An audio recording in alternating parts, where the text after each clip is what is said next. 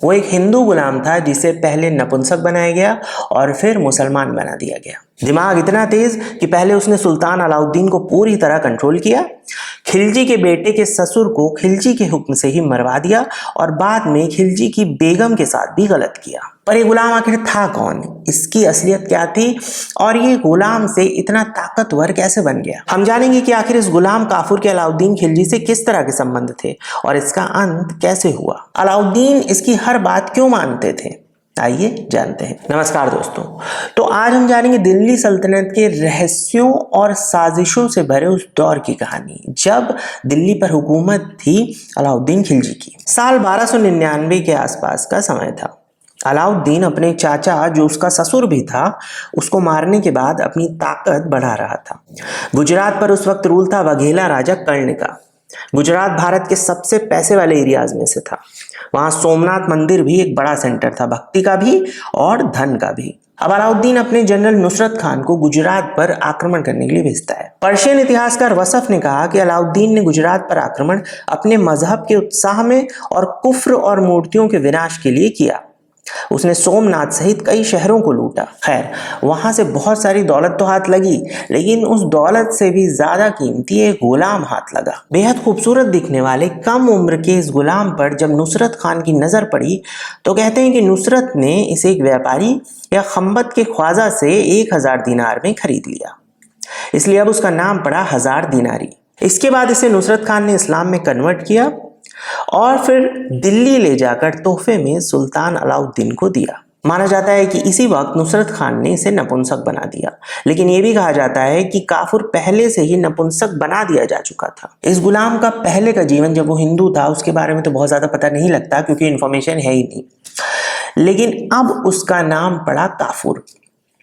और जब नुसरत खान इसे लेकर दिल्ली पहुंचा तो इसे देखकर अलाउद्दीन खिलजी बहुत खुश हुआ और उसने इसे रख लिया। 14वीं सदी के इतिहासकार इसामी कहते हैं कि बहुत जल्द ही काफूर अलाउद्दीन का चहेता इसलिए बन गया क्योंकि उसकी नसीहत हमेशा सही साबित होती थी।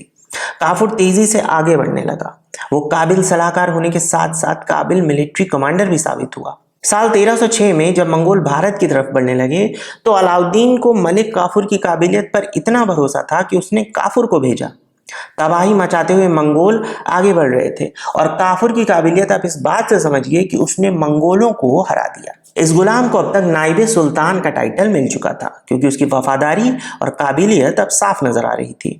अब काफूर को दक्कन भेजा गया जहां उसने कई लड़ाइयां लड़ी और दिल्ली सल्तनत की ताकत को बढ़ाता गया। 1307 में देवगिरी के यादव किंगडम को भी मलिक काफूर ने हराया और वहां के राजा रामचंद्र, जिसने कई साल से ट्रिब्यूट के पैसे नहीं दिए थे, उसे हराकर दिल्ली ले गया। समय के साथ साथ काफूर अपनी काबिलियत दिखाता जा रहा था और उसे अब खिलजी ने टाइटल दिया मलिक का और अब जाकर उसका नाम पड़ा मलिक काफूर।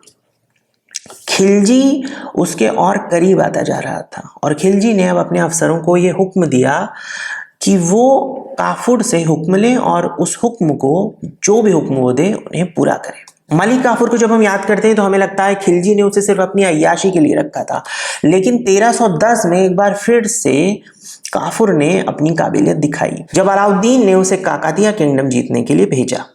काफूर वारंगल पहुंचा। 1310 में मलिक काफूर ने 1 महीने तक किले की घेराबंदी की, जिसके बाद काकातिया रूलर प्रताप रुद्र ने सरेंडर कर दिया। एक बार फिर से बेतहाशा दौलत लेकर काफूर खिलजी के पास पहुंचा और माना जाता है कि इसी खजाने में कोहिनूर हीरा भी था। कहते हैं कि वारंगल के भद्रकाली मंदिर में मां भद्रकाली की बाईं आंख में जड़ा हुआ था। अलाउद्दीन एक बार फिर से मलिक काफूर का कायल हो गया। 1311 में मलिक काफूर ने होयसाला राज्य की राजधानी द्वार समुद्र को घेरा और राजा बल्लाल ने सरेंडर कर दिया। संधि हो गई और राजा ने सालाना ट्रिब्यूट देना स्वीकार कर लिया। यहां से मलिक काफूर ने पांड्या किंगडम से बहुत सारा खजाना लूटा, जिसमें हाथी, घोड़े, सोना, चांदी सब कुछ था। उसने मदुरई पर कब्जा किया और उसकी एक काबिलियत खिलजी लगातार देखता जा रहा था और उसके करीब होता जा रहा था, उसको ज्यादा इंपॉर्टेंस देता जा रहा था। अब ये जानते हैं कि अलाउद्दीन खिलजी मलिक काफूर के कितने करीब था। तो वो इतना करीब था कि खिलजी की बेगम मेहरू, उसका बेटा खिज्र खान और मेहरू का भाई अल्प खान, जो खिज्र खान का मामा भी था और ससुर भी और जो गुजरात का गवर्नर भी था, ये सब एक तरफ थे और काफूर एक तरफ। हालांकि इन सबको कुछ राहत मिली जब काफूर ने खुद खिलजी से कहा कि वो वापस देवगिरी जाना चाहता है। क्यों? क्योंकि वहां पर एक तो बहुत ज्यादा संपत्ति है, ये जान चुका था काफूर, और दूसरा है कि वहां के राजा ने एक बार फिर से ट्रिब्यूट देने से मना कर दिया था। 1313 में उसे काफूर ने हराया और अब खुद देवगिरी का गवर्नर अगले 3 साल तक बना रहा। लेकिन इसी वक्त खिलजी की तबीयत बिगड़ी और मलिक काफूर को वापस दिल्ली बुलाया गया। अब खिलजी की जिंदगी के आखिरी के कुछ दिन बचे थे और कहते हैं कि वो अपने होश और अपनी याददाश्त खोने लगा था। अब वो सिर्फ अपने बहुत करीबियों पर ही भरोसा करता था और उन सब में सबसे ऊपर था मलिक काफूर। कहते हैं कि इसी वक्त से मलिक काफूर ने इनडायरेक्टली पावर को कंट्रोल करना शुरू कर दिया। जो भी उसके दुश्मन थे वो अलाउद्दीन खिलजी के जरिए उन सब को सजा दिलवाता गया और अपने रास्ते से हटवाता गया। इतिहासकार इसामी ये भी कहते हैं कि इस वक्त में काफूर किसी को भी खिलजी से मिलने नहीं देता था और एक तरह से वो ही अब सुल्तान था और सारी पावर उसी के हाथ में थी। आखिर कैसे थे अलाउद्दीन खिलजी और मलिक काफूर के रिश्ते? तो साल 1299 में जब पहली बार अलाउद्दीन खिलजी ने इस कम उम्र के खूबसूरत गुलाम को देखा, तभी से इन दोनों के बीच एक गहरा रिश्ता बन गया। हालांकि ये रिश्ता मलिक काफूर की तरफ से कितना गहरा था, इसे हम आगे जानेंगे जब हम जानेंगे खिलजी की मौत का राज। तो खिलजी काफूर को लेकर बिल्कुल सम्मोहित था और उसे अपने बाकी सभी दरबारियों या परिवार के लोगों तक से भी ज्यादा अहमियत देता था। खिलजी के वक्त के एक लेखक जियाउद्दीन बरानी ने लिखा कि अपने आखिरी दिनों में अलाउद्दीन खिलजी मलिक काफूर या मलिक नायब के प्यार में पागल हो गया था। उसने राजकाज और नौकरों की जिम्मेदारी इस निकम्मे नमक हराम व्यभिचारी को सौंप दी थी। व्यभिचारी की जगह बरानी ने एक ऐसा शब्द इस्तेमाल किया था जिसे मैं यहाँ पर नहीं बोल सकता, जिसका मतलब होता है एक ऐसा पुरुष जो दूसरे पुरुष से संबंध बनाता हो। ज्यादातर इतिहासकार यही कहते हैं कि इन दोनों के बीच उसी तरह के रिश्ते थे। हालांकि बहुत सारे इतिहासकार ये भी कहते हैं कि इन दोनों के बीच सामान्य रिश्ते थे। खिलजी सिर्फ बहुत प्यार करता था काफूर को, लेकिन दोनों के बीच ऐसे कोई संबंध नहीं थे। खिलजी की नज़र में मलिक काफूर की क्या अहमियत थी, इसको इस बात से समझिए कि जब काफूर को लगा कि उसकी ताकत को अल्प खान, जिसकी 2 बेटियों की शादी खिलजी के बेटों खिज्र खान और शादी खान से हुई थी, वो चैलेंज कर रहा था, तो काफूर ने खिलजी को इस बात के लिए मना लिया कि खिलजी अल्प खान को मौत की सजा दे दे। अल्प खान जो गुजरात का गवर्नर था और खिलजी के लिए बहुत इंपॉर्टेंट रोल प्ले करता था, उसे भी खिलजी ने काफूर के कहने पर मौत की सजा दे दी। काफूर यही नहीं रुका, बल्कि उसने खिलजी के बेटों खिज्र खान और शादी खान को कैद खाने में डलवा दिया। हालांकि कुछ इतिहासकार ये भी कहते हैं कि ये सब मिलकर, ये जो बेटे थे और बेटे का ससुर था और जो बेगम थी, ये सब मिलकर खिलजी को जहर देने की प्लानिंग कर रहे थे।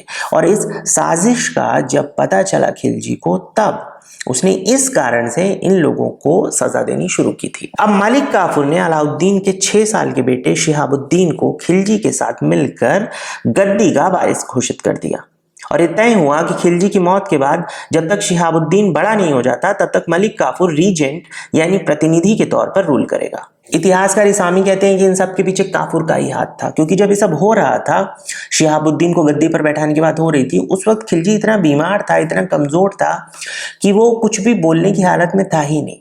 और उसकी चुप्पी को उसकी हाँ बताकर मलिक काफूर ने सबके साथ ये बातें शेयर की और इन बातों को पब्लिक किया। काफूर का साथ ऐसे कई अफसरों ने दिया जो तुर्की नहीं थे और जो खलज ग्रुप का सामना करने के लिए साथ आ गए थे। खलज यानी एक तुर्की कबीला जहां के लोग इस वक्त दिल्ली सल्तनत में ऊंचे ओहदों पर बैठे हुए थे। अब जनवरी 1316 में खिलजी की मौत हो गई।